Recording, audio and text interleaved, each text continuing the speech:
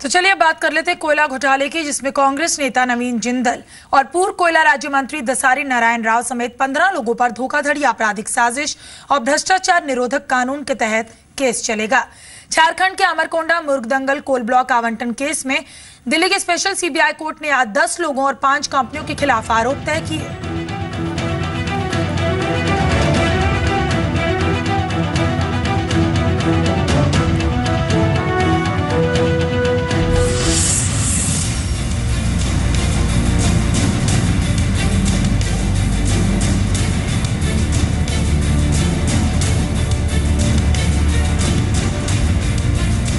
आजाद भारत के सबसे बड़े स्कैम यानी कोल ब्लॉक आवंटन घोटाले का इंसाफ अब करीब दिख रहा है, क्योंकि झारखंड के अमरकोंडा मुर्गदंगल कोल ब्लॉक आवंटन घोटाले में फंसे कांग्रेस के पूर्व सांसद और जेएसपीएल के चेयरमैन नवीन जिंदल पर कानूनी शिकंजा कस गया है। कोल ब्लॉक आवंटन मामले की सुनवाई कर रही स्पेशल सीबीआई कोर्ट ने नवीन जिंदल समेत 15 लोगों के खिलाफ आरोप तय किए हैं। इन लोगों पर आईपीसी की धारा 120B, 420 और 409 के साथ साथ भ्रष्टाचार निरोधक कानून की धाराओं के तहत आरोप तय किए गए हैं। इन आरोपियों पर आपराधिक साजिश करने और धोखाधड़ी से कोल ब्लॉक हासिल करने का आरोप है। जिन लोगों पर आरोप तय किए गए हैं उनमें नवीन जिंदल, पूर्व कोल राज्य मंत्री दसारी नारायण राव, पूर्व कोल सचिव HC गुप्ता और झारखंड के पूर्व मुख्यमंत्री मधु कोड़ा शामिल हैं। इसके अलावा 5 कंपनियों पर भी आरोप तय किए गए हैं। उनमें JSPL, Jindal realty private limited, Gagan infra energy, Saubhagya media और new Delhi exim private limited के नाम हैं। अपेक्षित था, ये कोई ना कोई इसमें घोटाले की साजिश रच रहे थे। सरकार की कमज़ोर कड़ियाँ पकड़कर कई इंडस्ट्री के मालिकों ने इसमें अपने हाथ धो लिए थे और इसी को चलते ही कोयला आवंटन घोटाले को हम बार बार उठाते रहे।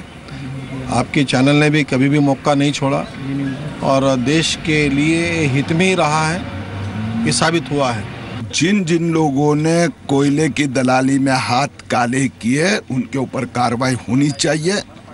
मोदी सरकार ने सत्ता पर आते ही ये जो कोयले की खदान थी उसका ट्रांसपेरेंट ऑक्शन करके 2 लाख करोड़ रुपए का फायदा करवाया। अब जिन्होंने घोटाले किए इनके ऊपर कार्रवाई हो, सरकार ये चाहती। इस केस में आरोपी और न्यू दिल्ली एक्जिम के डायरेक्टर सुरेश सिंघल के सरकारी गवाह बनाने की मांग से इस केस में दिलचस्प मोड़ आ गया। अगर सिंघल सरकारी गवाह बने तो नवीन जिंदल समेत इन सभी आरोपियों की मुश्किलें बढ़ सकती हैं। सिंघल को सरकारी गवाह बनाने पर कोर्ट में 11 मई को सुनवाई होगी। 2008 में नवीन जिंदल की कंपनी जेएसपीएल और गगन स्पॉन्ज आयरन प्राइवेट लिमिटेड को झारखंड का अमरकोंडा मुर्गदंगल कोल ब्लॉक दिया गया था। नवीन जिंदल पर गलत तथ्यों और दस्तावेजों के आधार पर कोल ब्लॉक हासिल करने का आरोप है। इस देश की न्यायपालिका ने अपना किस प्रकार कार्य होता है और वो सम्मान योग्य है, एक तो ये सिद्ध हुआ, और दूसरा भारतीय जनता पार्टी जिस विषय को लेकर के इतने समय से संघर्ष करती रही, विषय उठाती रही, वो भी अपने में विंडिकेट हुआ।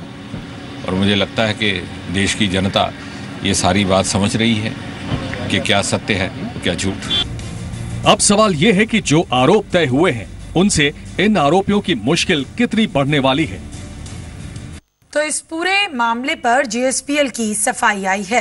तो जेएसपीएल ने अपनी इस सफाई में क्या कहा है? हम सभी आरोपों को खारिज करते हैं और कंपनी का इंडियन जुडिशियल सिस्टम पर पूरा विश्वास है और हमें उम्मीद है, ऐसी उम्मीद जताई है जेएसपीएल ने कि हम इस पूरी प्रक्रिया में बेदाग निकलेंगे।